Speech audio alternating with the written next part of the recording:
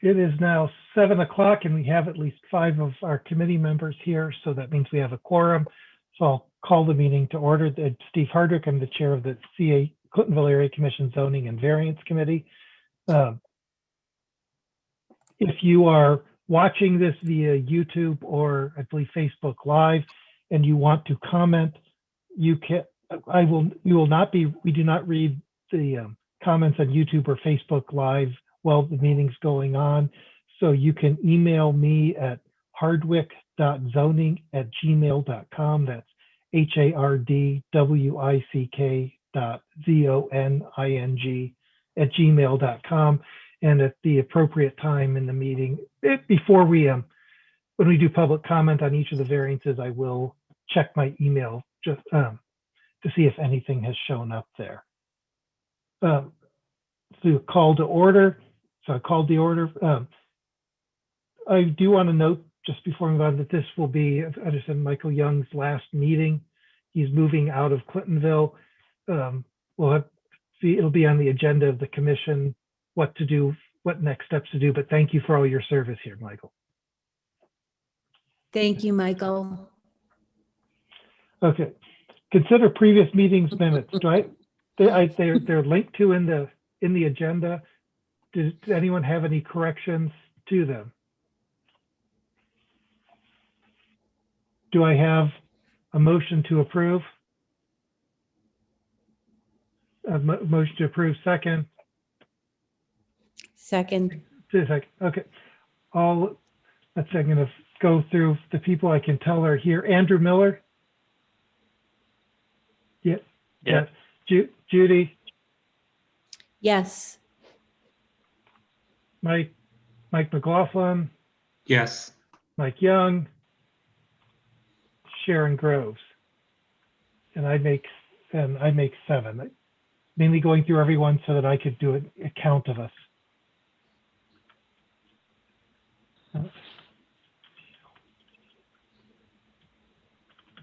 Okay. Now on to the variance. So I was approved 7-0. On to the variance agenda. The first item on the agenda is BZA 21-008, 494 Dunedin. Mr. Carney, the homeowner seeks variances to reduce the minimum side yard for a garage from 3 feet to 0 feet and to increase the height of a garage from allowable height of the garage from 15 feet to 18 feet. Over the weekend, it was the first time I suggested to him he might want to talk to see if we get a note from his neighbor. He reported to me that his neighbor was not able to send off a note, but at least not yet. But the neighbor does at least not oppose that. He's going to try to get the note in time for the CAC meeting next week. Mr. Carney, would you like to give a presentation about it? Certainly, I'll try to be brief. It's a very old garage. In fact, I've had to supplement the inside structure a little bit just to keep it from falling down. And it's old enough. We've got a home equity loan and we want to replace it.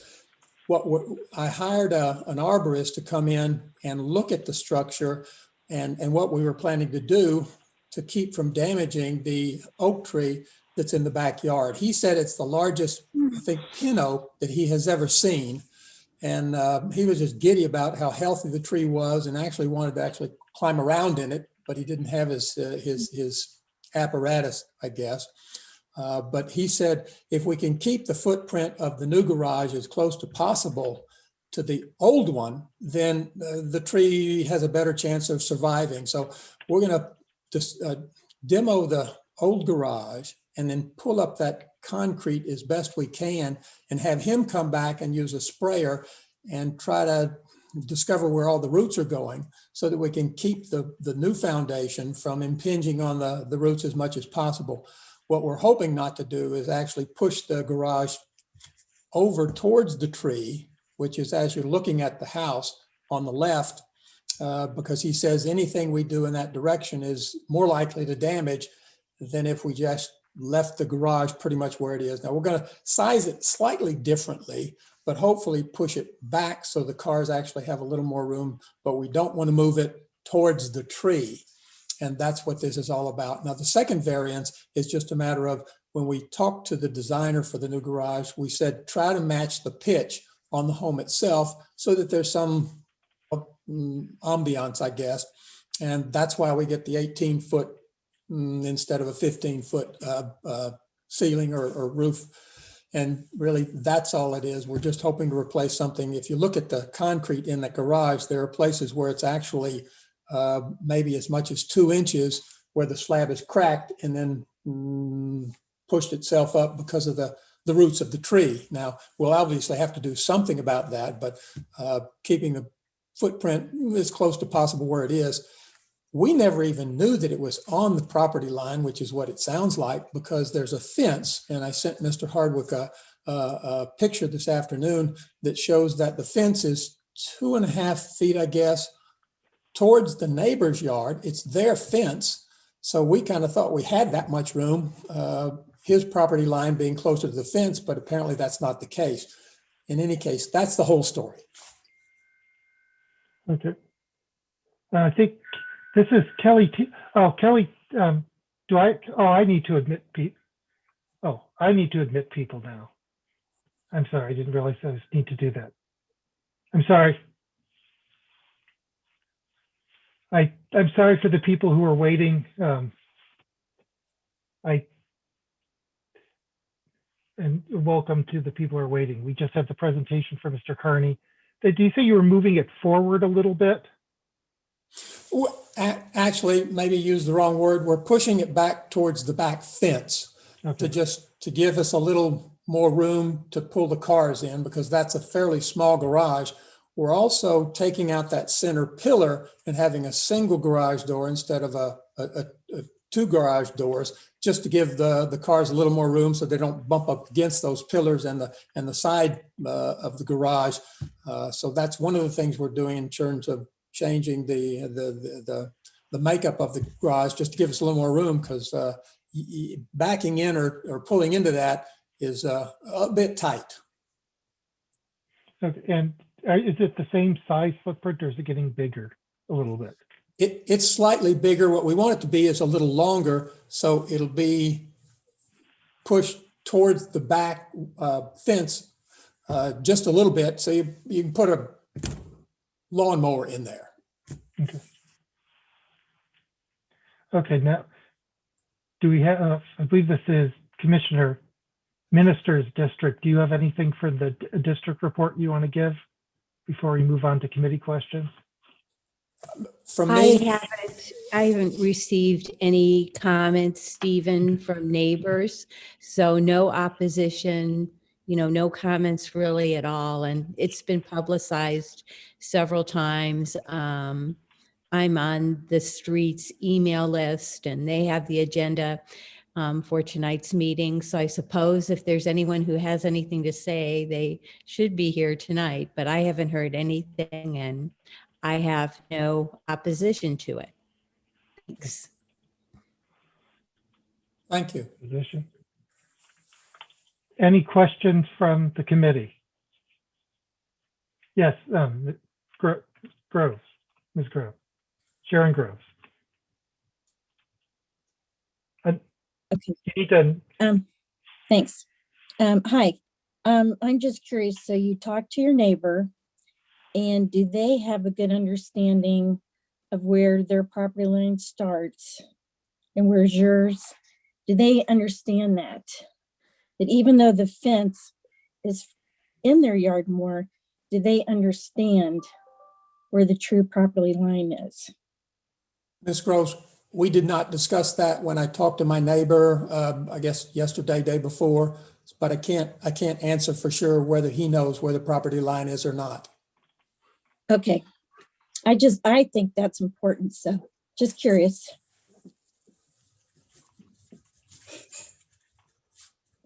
I will mention that to him when I talk to him next, if I get the letter, or if we talk about the letter again, so he knows exactly what he's getting into.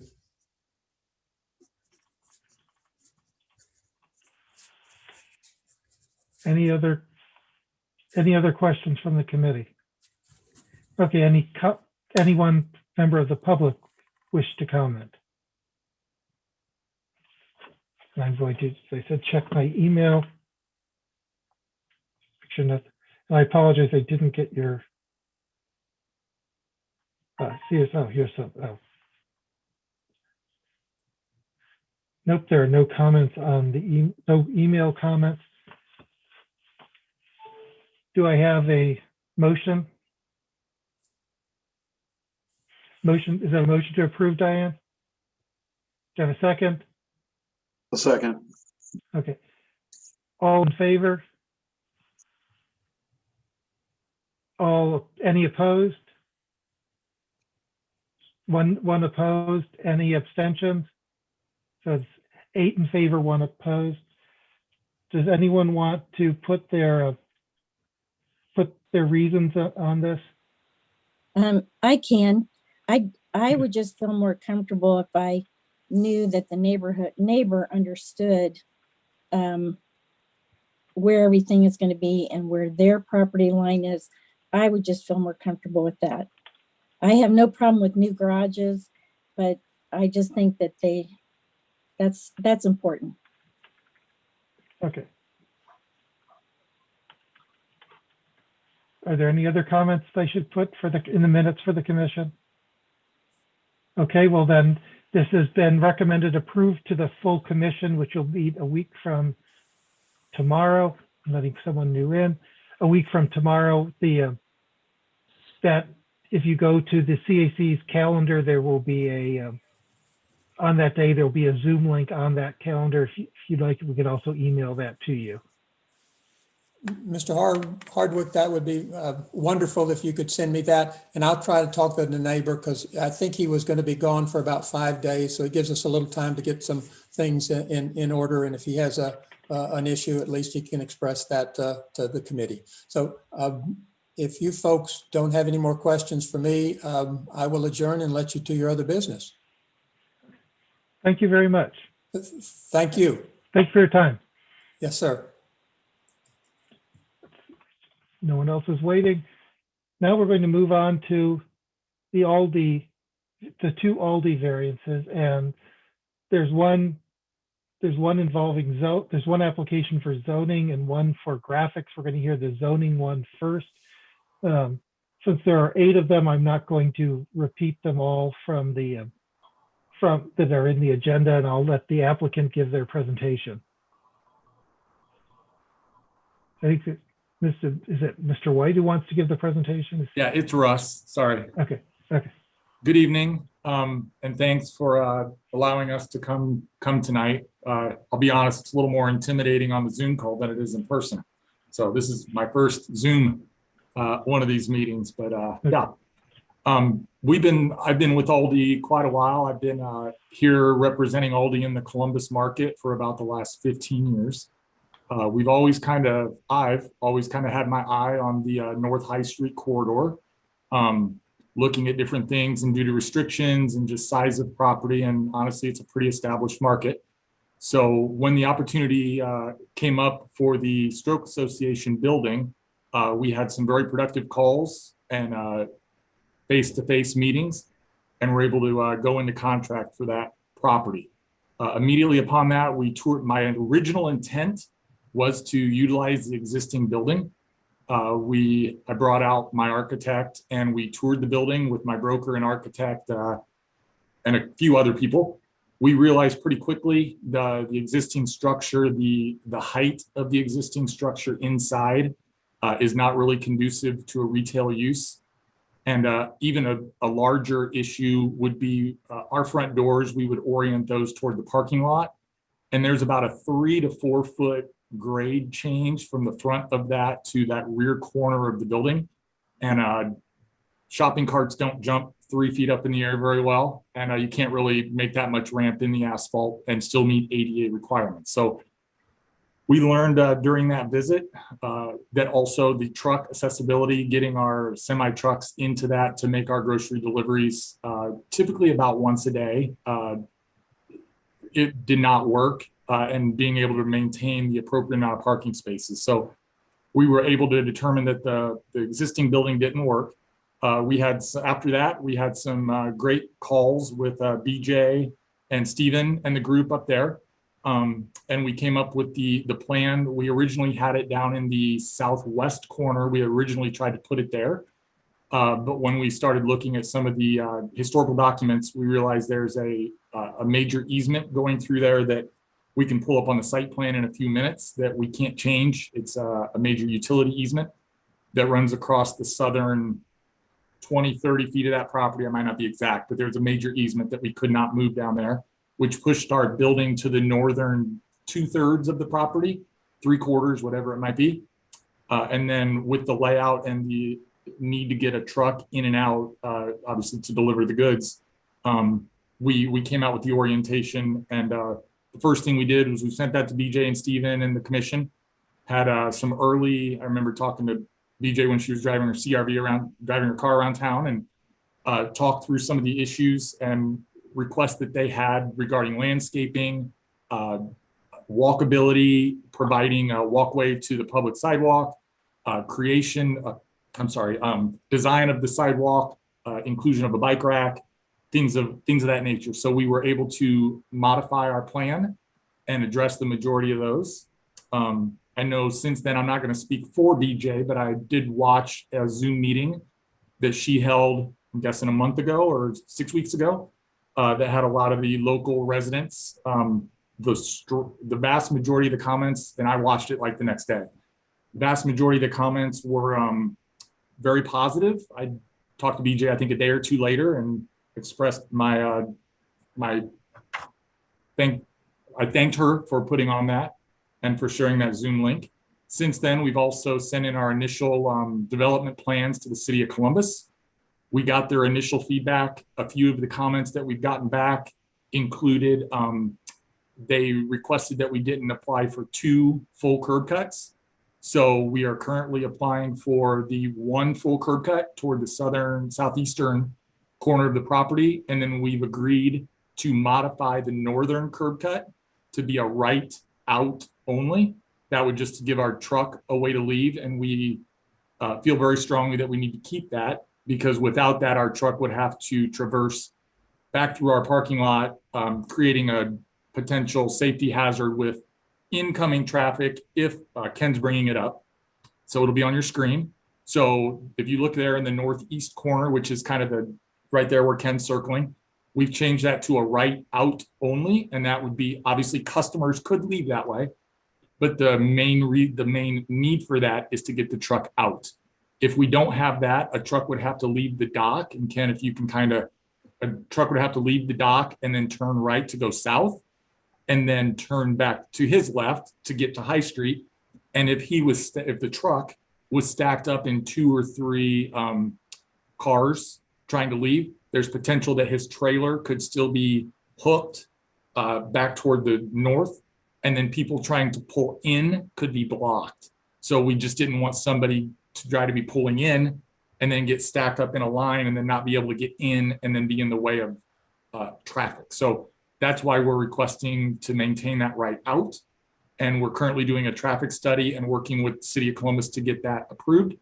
I will note that across the street, everyone has most of the people have multiple curb cuts, and they are much smaller properties than ours. So we'll work through that process, but that's why we've made that accommodation. A few other things I want to make sure to point out. There's been a few questions that BJ has forwarded over and we've discussed. A few things that we've done here is we've modified the site plan to include and maintain the majority of the road trees that are existing. We've included 7 screening trees, if Ken wants to pull up the landscape plan. Here are the 7 trees that we're keeping. I know the code says 9, but there are a couple trees that just aren't considered parking lot trees. So Ken, if you want to show the 2 that aren't, I guess, considered parking lot, that one down there. And then there's one up at the top right corner that is not currently considered, that we feel those should be considered parking lot trees to meet that requirement, but we can have that. We do on our dumpster. I know there's been a couple questions on our dumpster. I want everyone to just realize the dumpster is down in our dock pit, well, whatever you want to call it. That's about a 4-foot recessed well. So it is down, it's not at grade. there is a retaining dock wall just to the north of it, up against it. And on top of that dock wall, there is a privacy fence. There, you can see it on the elevation. So the dock, the dumpster is fully screened. And then on the front of it, facing the road, there is a gate. And then the back and the south side is screened by the building itself. So the dumpster is fully enclosed. We've done this very similar dumpster enclosure in multiple, I won't start naming towns, but we've had good success with this and have not had the issue going forward. I know in the parking lot, we make sure not to exceed any property line trespass on our parking lot lighting, but we do have ample parking lot lighting. Everything we have in this entire store is LED lights, but we make sure not to have light trespass and things of that nature. We want to be very respectful of all of our neighbors, both commercial and residential out back. Additionally, on the elevation, we had one comment about breaking up the front feature. So we did add a vertical feature on the corner of the building that was all brick originally. So we've augmented that with that wooden feature there to match the front of the store. A few additional things we've done here. I've worked internally to get this store approved. This store will be 100% CO2 for our refrigerant. Normally an Aldi store would run about 375 to 425 pounds of regular refrigerant to run the coolers and freezers. This entire system will be all CO2. Additionally, we will utilize the heat off of, not to get too technical, but we'll be reutilizing the heat off of the CO2 to heat the store. We do have heat itself, but the first round of heat will be reclaiming heat off of our refrigeration. Nationally, real quick, nationally, Aldi takes a lot of pride in our facilities. We're a German company, so we are kind of at the forefront of being aware of our global footprint and what we do. We have an entire team nationally. They're actually located right here where I'm sitting in Dublin, Ohio. I'm at Tuttle, over here across from the mall. We have a dedicated team committed. Their whole job is to monitor all of our stores, the refrigeration systems, as well as the electrical systems at our stores, so we can see if there are spikes or things that are not running well. Every one of our stores is also computer monitored. So if there is a problem and things go out of norm, there is an alarm that not only alerts our team here, but it also alerts our local service provider. And the local service providers can remote dial into any of our stores and look at the graphs and systems and see if it's something they can fix by changing a setting, or if it's something that indeed necessitates a service technician to go visit. In addition, all of our lighting, I said before, every light bulb in the store is LED. Our HVAC controls, like I said, are computer monitored. We recycle all the cardboard that comes in our stores. If you're familiar with Aldi stores, all of our product comes in cardboard and we stock it in the cardboard case. All of our cardboard never sees the light of day. It comes in on a truck. It gets baled in the store in a big baler. And then the bales leave back to our warehouse and 100% of that goes to the recycle bin, to the recycle company. Same thing with our shrink wrap and all of our plastic. We do bale all of that, and that goes directly back to the warehouse and gets recycled. Additionally, we partner with local food banks. So when product gets close to the expiration date, we have a partnership in all of the cities that we have, vast majority, almost all of our cities, where the local food bank pantry stops by our stores multiple times a week to pick up goods and to share it with the local communities. And that reduces, obviously, dumpster issues, things of that nature. So it's a win-win for everybody. We have strong corporate principles for our suppliers. We do audit the majority of our suppliers, how they relate socially and for human rights. A lot of products come from all over the world. So there are suppliers, we have very strict criteria internationally that our suppliers have to meet in order to provide goods and services to Aldi. We've received a lot of accolades in the since about 2012 or 13, when I don't want to say we started getting serious, but when we really started putting our carbon footprint and our long-term global warming impact at the forefront. Recently, we've received both the 2020 Green Power Leadership Award, the 2019 Green Chill Store certification, and just also got recertified as an excellent award. All those awards are directly from the EPA. So we maintain all of those and do what it needs to take to get those things done. I mean, there's a lot more. Those are some of the highlights. I've been with Aldi 23 years, and I'll be honest, I couldn't do this if I didn't agree with what we did. I respect all of your time, and I appreciate being able to be here. Mostly, I've seen in my 23 years the changes we've made in our product lines, facilities, employee engagement, store design, community relations. If you just Google Aldi, you can Google anything you want, but we do donate and commit large sums of money to, we really focus on children's educational type things, but we have a strong commitment to communities. So, but most importantly, it all comes down to serving the customer. And we take great pride in that. I hope if any of you have visited local Aldi stores, I know we have a few, probably within about 10 minutes of where y'all are at.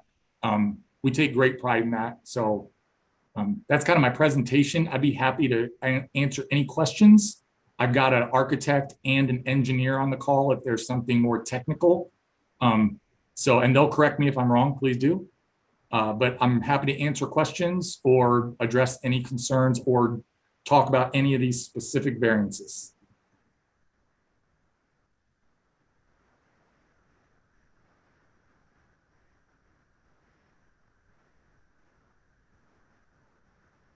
Stephen, you're on mute. Sorry, we can't hear I'm you. trying to find my, BJ, yes, go ahead. Hello. Yes, this is for the commissioner report. Yes. Hello, good evening, everyone. Thank you, Russ, for that presentation. We appreciate you. I just want to say and acknowledge that the early engagement and the proactive feedback that has been gathered from this applicant has been exemplary. I was able to take enough information early on to host a Zoom meeting that was attended by 25 participants from District 9, the area that immediately abuts this development. And all of the feedback was very warmly received. I didn't have a site plan or anything tangible to demonstrate to the neighborhood at that time, but summarizing and being able to illustrate using Google Earth and kind of give them my nutshell version and shopping experience, consumer experience of Aldi to the neighborhood was very warmly received. Nobody had any anxiety about it. You know, I think I think that if we were to cherry pick a national company to develop in Clintonville and align it and find somebody to align itself with the community's values, the social responsibility, the environmental consciousness, I think that this hits on a lot of cylinders. The working relationship and the feedback and the circling back around and being able to kind of mold and handcraft solutions to the community's concerns has just been, I just couldn't ask more from a development team. So you are to be commended for that because your willingness to help the community be cogs in your development wheel has really made an impression upon me. So we're very enthusiastic. We're very excited. You have our buy-in. And that does not, and I don't say that lightly because the buy-in of District 9 and the folks up here in Sharon Heights, that does not come easy. And that may not impress you very much, but everybody else within earshot of my voice will be impressed to hear that. Thank you. very much.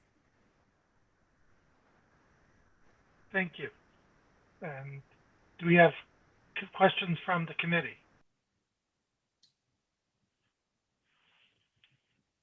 Hey, Stephen. Yeah. This is Drew. I have a question. I just one question about the way the sidewalk is depicted on the north end of the development. It appears there's a 4-foot landscape area there that wouldn't align with the existing sidewalk. I'm going to let Ken speak to that, my engineer. We designed the original sidewalk one way based on comments from you, and then we got totally different comments from City of Columbus that they wanted it the opposite way. So I'll let Ken comment on that a little bit if he could. Sorry, I had to unmute. Okay, so as Russ alluded to earlier, we're still in conversations with the City of Columbus to iron out this access point here.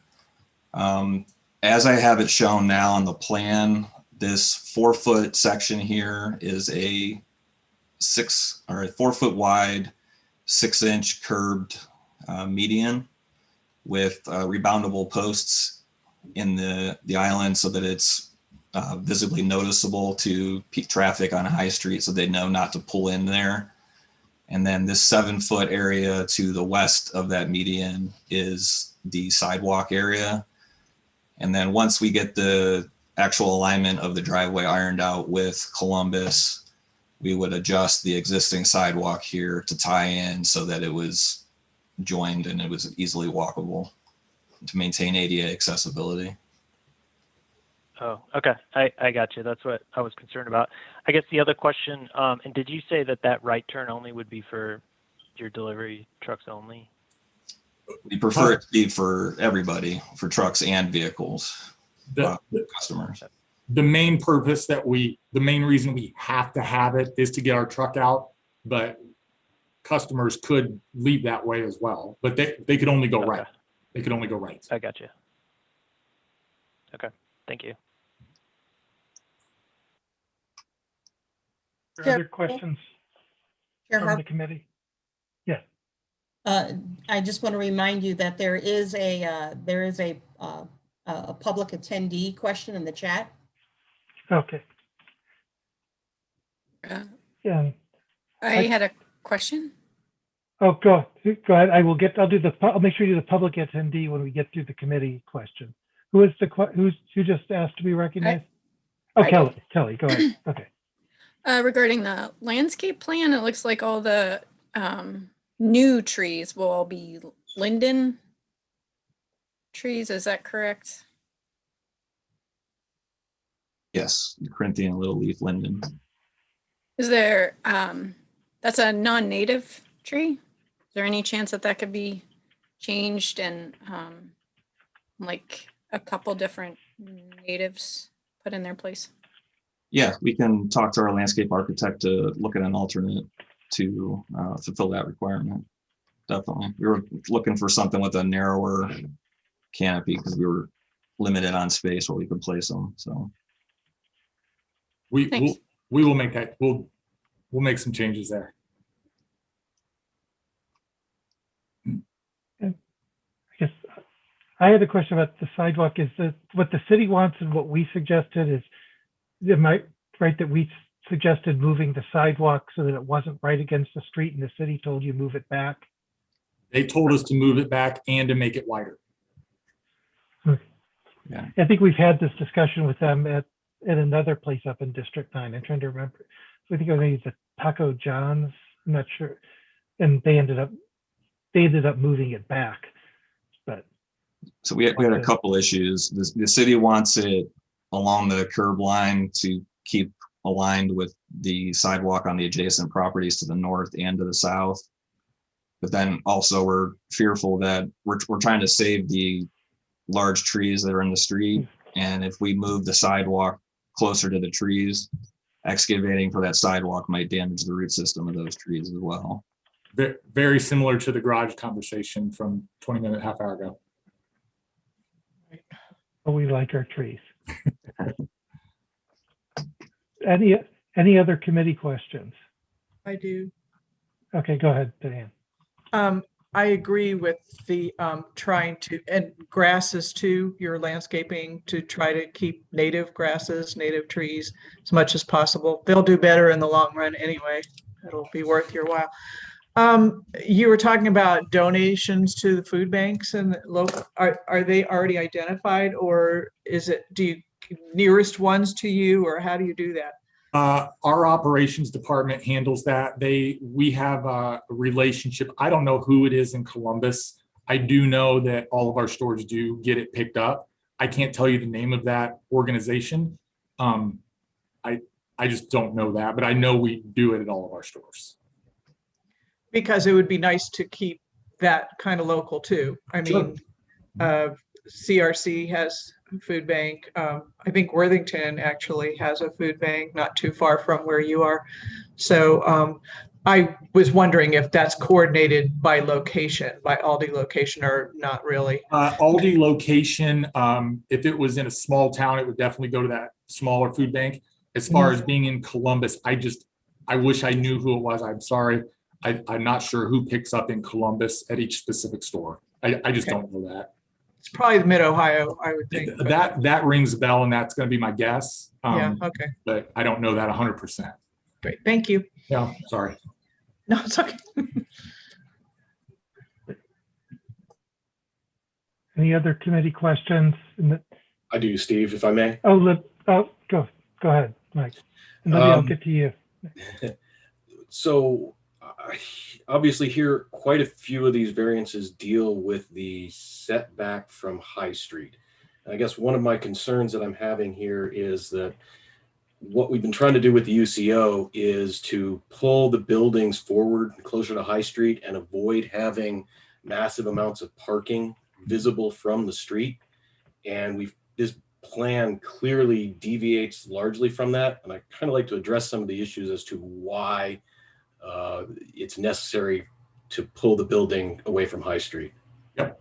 The grading issue with the existing building was the big one. That I know that could be addressed if we were to build a new store, which we would build a new store either way. Truck access, I think we were not able to get a truck in and out because there would only be the one access. If we would put our store, it would have to be in the northeast corner of the property. Yes. Because of the easement across the south. Understood. And then in order to get it, we were not able, I think Ken's going to show you an idea. Yeah, there's the easement.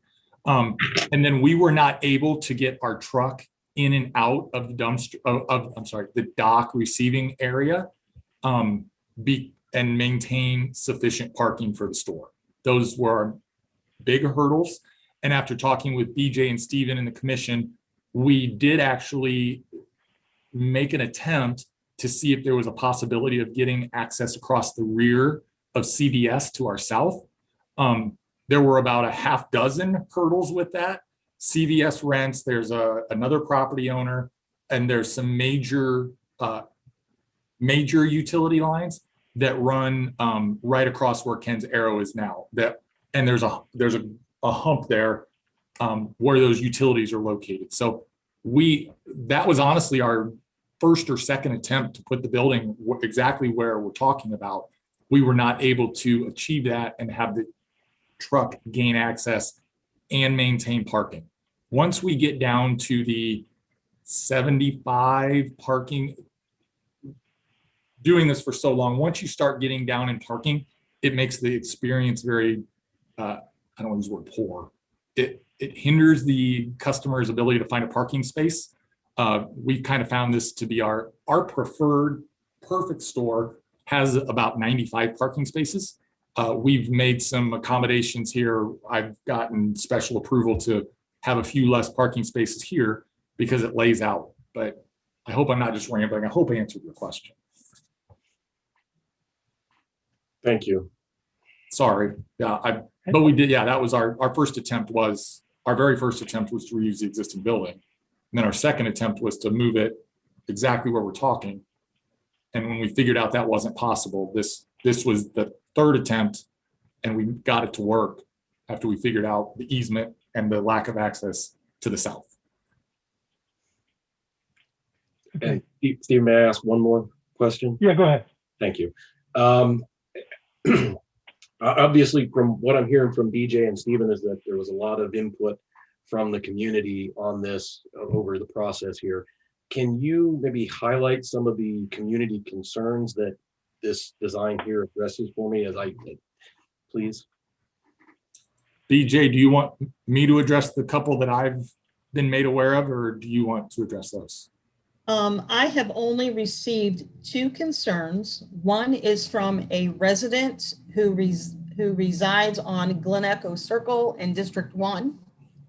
And the other would be not a concern, but just unanswered questions. The people who have the rabbit rescue in the building northwardly adjacent to this development had some questions. I forwarded that email that I received about 9 minutes prior to the meeting that I received from Chair Hardwick. I forwarded it on to Russ for his consideration. If you're ready to address that question, I'll let you go ahead and take it from there.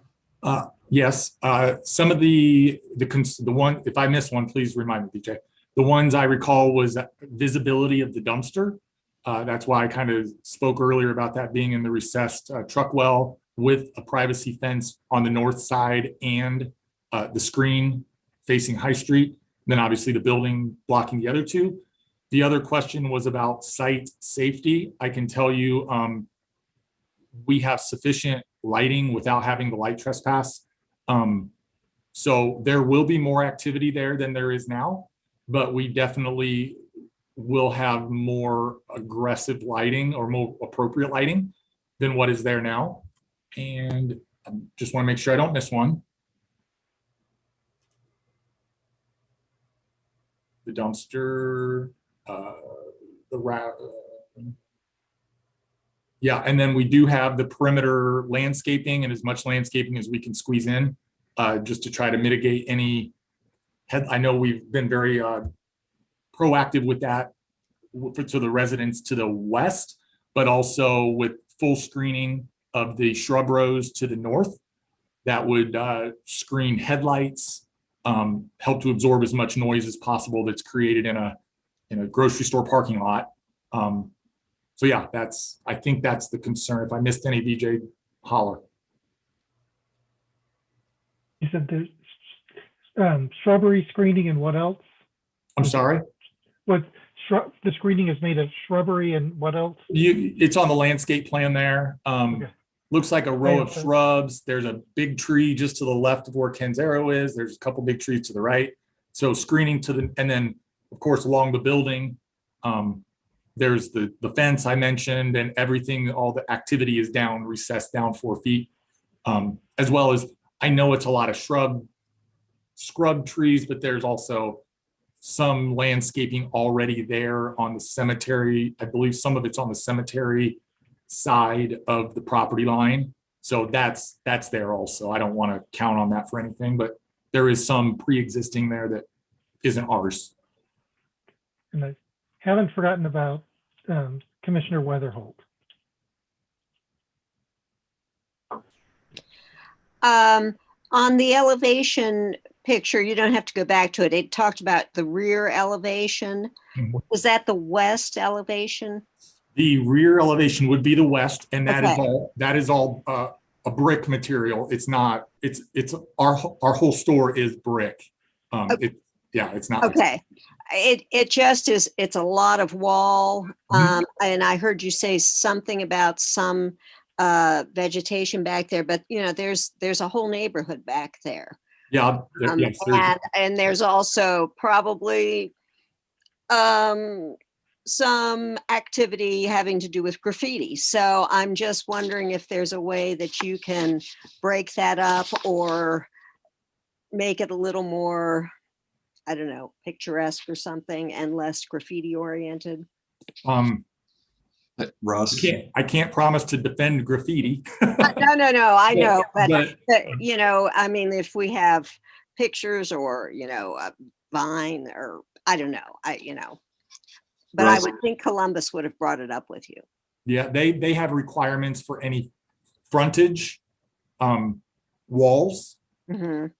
Sorry, Ken, did you want to say something before I? Yeah, just along this western property line adjacent to the multifamily development there, we're going to have a 6-foot wooden privacy fence along the property line there to help separate the two properties. And there is, again, Ken, correct me if I'm wrong, but I believe there is a retaining wall back there as well, already existing. No, I don't think so. Okay, I just felt like the other property was definitely lower. Their Yeah, parking lot was yeah. lower than ours. Their parking lot's like 6.5 feet lower than Oh. High Street. Okay. So Have if to we have look. to move our building that way, we would have to have a retaining wall. Right. So they're about 12 feet. Their parking lot's about 12 feet lower than what the top of our fence will be. Mhm. Excuse me.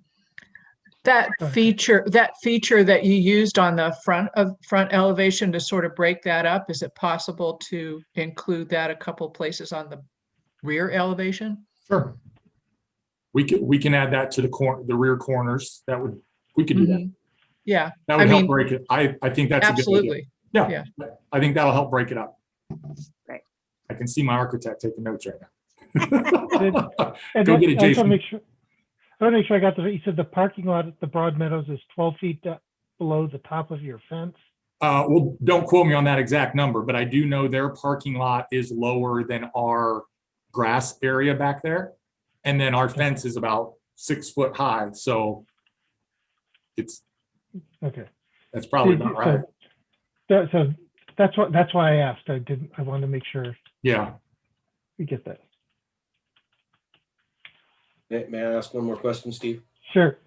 So, again, the setback from High Street, part of that is to screen parking lots from the view of the street. Mm-hmm. And obviously with setting the building back, has anything or any consideration been given to some kind of feature to screen the parking lot from High Street so you don't just see an open expanse of parking lot as you're driving up and down the street? And can you pull the landscape plan back up that showed the shrubs that you had? There. We have a pretty substantial line of right between the park right there. Those are shrubs with trees periodically in there, looks like. And then we do have both of our islands have pretty substantial screening / trees in them as well. So it's not just a sidewalk with grass and then you see our whole lot. This is pretty well screened. I think this answers your question. You would appreciate elevations to see that, but I think I can imagine. Thank you. Yeah, and I know these trees aren't like baby trees. I think I saw 2-inch caliper, so they're already pretty good sized trees to start, and they only get bigger from there. Do you have any other committee or commissioner questions before I move on to the comment? One quick question, please. Yes. What are the hours for the store? Our stores are open 9 a.m. I think we open at 8:30 twice a week for at-risk shoppers, but our normal hours are 9 a.m. to 8 or 9 p.m. And then every day? Saturday, I think we're only 9 to 8 or 9 to 7. We're an hour less on Saturdays. So just call it 9 to 9. And then on Saturday, it's an hour earlier. But every day? Open Yes, every 7 day. days a week, yes. Yes, thank you. Okay. Any other committee or commissioner? Go ahead, Mr. Dresswhite. Oh, no, I was just saying there's an EV charging, I think you're going to get to it though. There's EV charging station question that just popped up. Okay. Okay, I will, yes, I'm going to get the committee and commissioners and then I go to then I'll start with the chat, then I'll go to anyone who wants to comment. Commissioner, Chair White. Yes. Russ, would you say that your Sawmill Road location might bear some semblance so far as landscape design and parking lot? As far as landscaping, it's probably a little more sparse than this one would be. That one does have a pretty good, that one's a little different. It has a weird, sounds weird to say it out loud. It has an odd stub road that goes to the property beside us that we actually own, but it's just never sold. So it's a little different layout. But I'm trying to, would you say that that's a fortuitous comparison as to how a landscape plan would be executed in this particular scenario? well, I can say this landscape plan is probably one of the 2 or 3 most aggressive that I've done in my 15 years. Probably rivals Lebanon, Ohio. They were, I hate to throw out individual cities, but Lebanon was very passionate about their landscaping as well. And really the only difference between this and Lebanon is we had a little more property line maybe to the south and could put a few bushes down there, nothing substantial. But as far as being screened from all the visible view corridors, this one's pretty aggressive. I mean, I'm all for doing it. So if I were to screen share an aerial shot of the Sawmill Road location, we could say that expect more green, expect more tree. Yeah, yeah. I mean, if Ken wants to track that down while we answer a couple more questions, I'd be happy to confirm that before I say, oh, there, look at him. There's that funny stub road I said. So if you want street view, maybe Ken. BJ's actually driving. Oh, I'm sorry. You want street view? If you do, I was trying to do what you wanted to do. Well, no, but I just wanted to. I mean, I like these little tree islands. Mm-hmm. The tree islands. I'm a big fan of, but you can see how how mindful your screening is. Yep. Here we've got some office suites over here.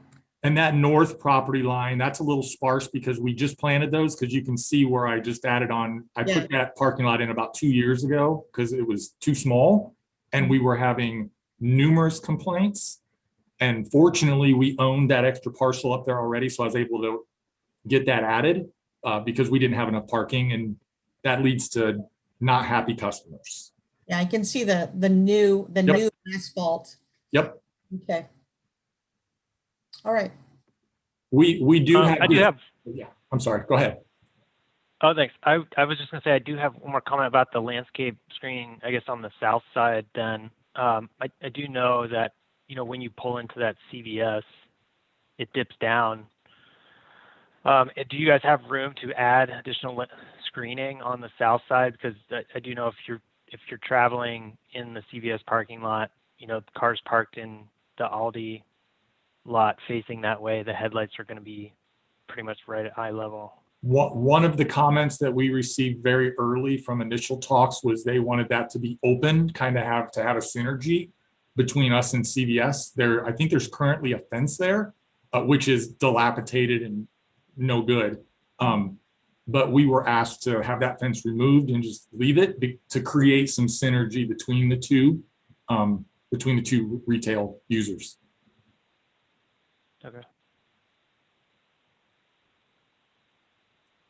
Any other questions from the committee before I dive into the chat, and then I will ask to see if anyone wants to speak. Okay, we had one comment from Carrie Engen. I like the sustainable approach. The COT refrigeration system is interesting. Will Aldi consider placing EV chargers on the site? Yes, we will be pre-piped for charging stations. We run a 3-inch conduit and a 1-inch conduit to a predetermined location in the parking lot. That is so when we do roll those out, either regionally or nationally, we are pre-piped for it. This is a new decision we made probably in about the last month, and it will be added to these plans. So we will, I don't know how many spaces, but we do have it pre-piped. They won't be installed initially, but we will be ready.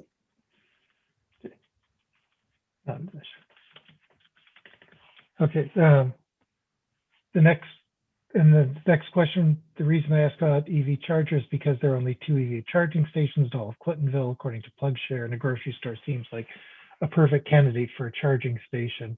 I agree. Not to mention the tax credits business gets for installing them. I'm going to make sure that I'm not missing anything. Pop it out. Nope, those are all the comments I had there. And Chair White, did you address all the concerns with it that were on the Rabbit rescue I believe so. email? Between BJ Okay. and myself, I believe we did. Okay. I just wanted to make sure that, yeah, and I received it around 6:30 tonight and got it to her about 10 minutes before, less That's than fine. 10 minutes before the meeting. That's fine. Any comments from the public? Just raise your hand or unmute, since there aren't many people here, just unmute yourself and start talking if you want to. And I will, as I promised, I will check my email one more time to make sure that nothing has shown up.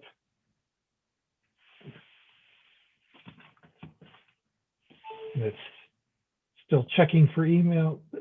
Updated, nope, there are no new emails. Do I have any more discussion from the committee before we vote? Stephen, could I ask one question? Okay, go ahead, Commissioner Garrison. I forgot to ask Aldi previously in our discussions relative to screening of rooftop equipment. And I wasn't sure if it's been accounted for, but if you could just double check in terms of the heights of equipment that might be mounted on the roof with the grade change and sight lines and other things, any parapets, just make sure that things are further back and not be able to be seen. That's a great question. There's a couple RTUs on the store. We do have a depressed area of roof deck toward the back of our store where that equipment sits for that exact reason. So I think you'll be very pleased when you see it. It's all screened well. But great question. Any other questions or comments? Yeah, Steve, I'd like to make a comment in general. Okay. Again, one of the things that it concerns me with this site is that we're not conforming to the UCO. We're pushing the building further back from High Street. And I really think we're missing an opportunity here to conform because you are starting over from scratch essentially on the site. You're removing this building. If you were going to be reutilizing an existing building, there's a little more leeway in that, but I worry that we're missing an opportunity with this site to get closer to conforming with what we have set up as the plan for the neighborhood long term.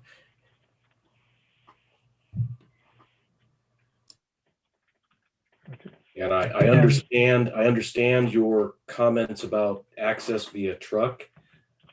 I am not certain that rises to the level of hardship for this site, and that there may be other sites that you could utilize that wouldn't have that particular limitation where you could conform with the UCO. Did the city planner have any comments about UCO conformity? I want to jump in here a little bit. I think the UCO, what we have down here in South Clintonville runs up so far, but once you up by Morse Road, it's a CCO, a community commercial overlay. So kind of like where Graceland is, that it has that setback, that's the design up there. And that's why they're not asking for any variances against the UCO. I want to agree with Mike. I looked into that before, and that's why there are mostly front parking lots there, because it's not part of the overlay district. The majority of the properties in that area were built in the 1970s and have the front, the front parking. I think it would be unfortunate to miss an opportunity for a great store like Aldi to go in just because of concerns about an overlay, which I'm really 90% sure it doesn't apply this far north. Because this has always been like the newer suburban part of the neighborhood. This is not the 1920s part of Clintonville where we want everything up to the street. Thank you. Yeah, a good example of that was when they put in the Cane's chicken restaurant. And Keynes was, they were not aware of the overlay change. And that created a lot of a negative conversation when things were being talked about, because the developers were trying to marry their design to the overlay that is south of Morse Road. So how does it compare in alignment with the CVS? Because the CVS has the front parking lot too. Is it fairly, will the store actually kind of align with the CVS, which I think would be more in harmony at that point? We are, the parking space is 9 feet, 1, 2, 3, 4, 30 feet further back. But again, we're 150 feet away from them. So we're 30-ish. I'm guessing off of an aerial. Russ, you're about spot on. I measured it earlier and it's about 30 feet that we're set back from CVS.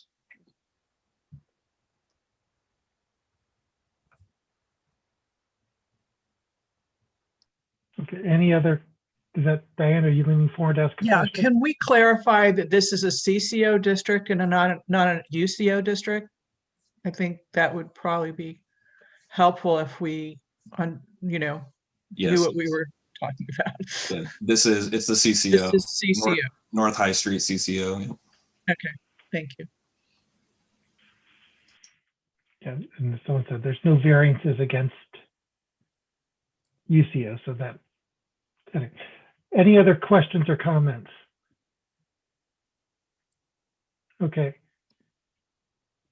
But do I have a motion? Motion to approve. I have, Diane, is that a motion and Kelly second? Okay. Now I'm going to vote, and I will give people a chance to make their comments as we go along. Let me get rid of the chat so it's not blocking someone anymore. There we go. Andrew. Yes. Yes. Going through Mike McLaughlin. Yes. Sharon Groves. Yes. Kelly Deal. Yes. Diane Hayford. Yes, I'd like to thank the applicant for spending so much time with the community to work out details. I think that makes a big difference in the end. I also might suggest, because I don't think I saw one, elevation of the landscaping, like ground elevation. So, you're not looking at it from above, but you know what I mean. We That will, might be helpful when you go forward with the commission. we'll kind of get a conceptual site view from the road. And we'll also include the features on the back of the store that you discussed. Perfect. Thank you. Yes, okay. My vote is yes. Okay, Michael Young, your last vote. Yes. Michael Haw. Yes. Judy Minister. Yes. Yes. And I'm going to vote yes and give my brief explanation. I think that, yeah, the utilities is a hardship, and we've allowed even in South Clintonville grocery stores to stay back. No, those were existing buildings, but Kroger and Lucky's are both have parking lots in front. Giant Eagle doesn't, but that has a wide lot, and this is a narrow, skinny. This is a Giant Eagles has a much larger frontage area to be able to do that with, and I see the hardship of the trucks. Even though I know this could be converted into something besides a grocery, we thank you for all your work you've done with the community. So with that, my vote is yes, and that's a 9-0 vote for recommending approval to the commission, which will go to them a week from tomorrow. Now, moving on to the last one. It's graphics code 21003/20 same place. They want a variance to increase the allowable graphic area for a sidewall sign from 16 square feet to 75.07 square feet. Who's going to speak on this? I, Hi, Rob. It's Yvonne at Branham Sign Company. Oh, Yvonne, you're speaking for the sign company? Yes, I'm representing Okay. the sign company. Russ, do you want me to talk about it or do you want to do it? you can feel free to go, and if there's any questions, I can help, or you got this. Okay. Columbus City Sign Code will only permit 16 square feet for a sign on the side of that building. The front sign, we are well within what the sign code will allow. And I'm sure if you have seen any Aldi anywhere, you know that there are two signs that match in size on that front corner. This store has been designed and it is a beautiful store. I've been doing Aldi signs for 23 years. And this is probably one of the nicest I've ever seen. The area where the sign is going to be mounted is designed for that size sign. And I'm sure that when you guys look at this, you would understand why we want, and Aldi wants, both signs to be the same size. It would look ridiculous to have 16 square feet on one side and 75 square feet on the other. So that's why we're asking for the variance. We just recently went through a couple of these. They've all been approved. Aldi does a wonderful job with their signage. The signs are LED illuminated also. So they're complying with that, and I'd be happy to answer any questions. Okay. Do I have any comments or questions from the committee? Oh. I have a question. Do you want to finish the presentation? No, I have a question. I have a question. That's not fair. You're not allowed to ask your question. I'll make this part of the presentation. Yvonne, what is the no, I just don't know. What is the allowable square footage on the front of our sign? It's on the front of our store. It's 95 square feet. So you are quite a bit under that. Okay. And I just let someone in. I apologize if you were sitting there for a while. So 95 feet is allowed on the front. 95 is allowed on the front. We're asking for 75.07. Okay. So 75.07 on both the front and the side, but you only need the variance for the side. Correct. Aesthetically, you want them to match.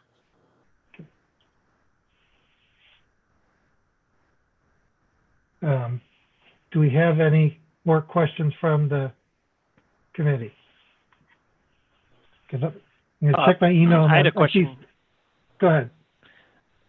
Is your monument sign, does it look similar to the wall signage? There is a monument sign. It is a horizontal layout rather than a vertical layout, but it is the same colors and the same logo. Okay. And it's just down there, just north of the southern curb cut.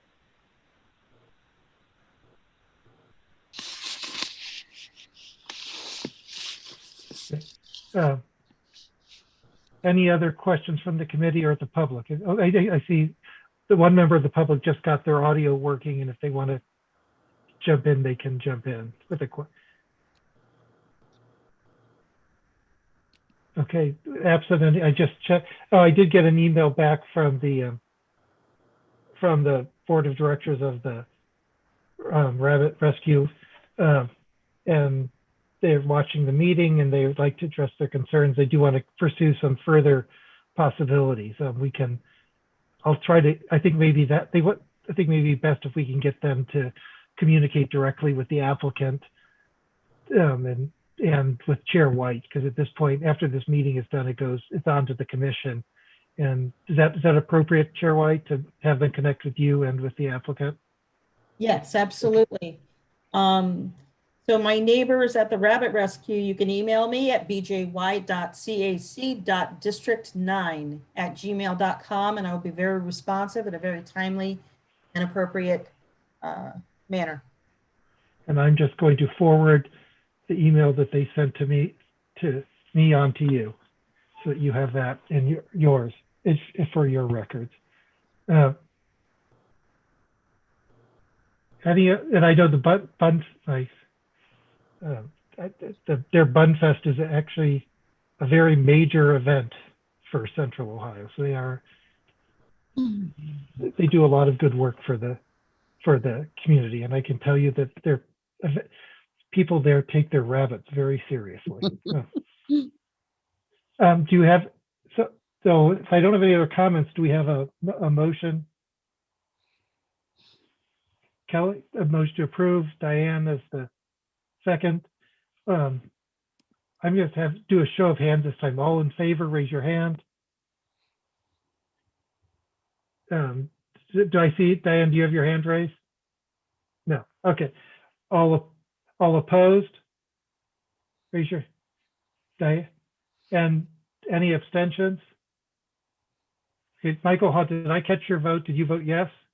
Or yes, okay. So the vote is 8-1 with Diane voting no. Okay, this only thing left to do for the is to announce that this will go before the CAC. Stephen, really? What? Okay. Yes. I just wanted to say what my thought process was. Okay. I'm not persuaded that that two big signs have to match each other. I don't see why that's important. We have lots of examples up and down High Street with the same business and different sized signs. So that's what my objection is. Thank you. That's different size sign. Just so the applicants know what I do is if committee members want to explain their vote, I put it in the minutes so that the full commission can see why people did what they did. So that everyone has it, so we get as complete of information before the commission as possible. So this will be for March 3rd, 2020. If for people who are watching this, if you want the Zoom address, you can go to the Clintonville Area Commission's website, clintonvilleareacommission.org, and click on calendar and click on that. If you click on March 3rd, you will find the link on you find an event for this, and it'll be on, and you just click on that and you'll be able to join the meeting like people did here. Is it yes. is it the 3rd or the 4th? I'm sorry. Did I write? I think it's the 4th. I wrote. Oh wow, and I need to correct that in my minutes. Because I put that in the draft. Thank you for catching. It will be on Thursday, March 4th. Thursday, March 4th. There will be nothing on March 3rd. Thursday, March 4th. Go to the calendar entry for that day, and you'll find the Zoom link. Thank you, Michael Young, for your years of service, and good luck in your new location. Thanks for the opportunity to serve. I appreciate it. Thank you, Michael. We appreciate you. Yes. Thank you. Mike. Thank you, Mike. Thank you. Thank you, Michael. Thank you. Without objection, any objection to the meeting adjourning? Hearing none, it's adjourned at 8:13. Thank you very much, everyone. Thank you, everyone.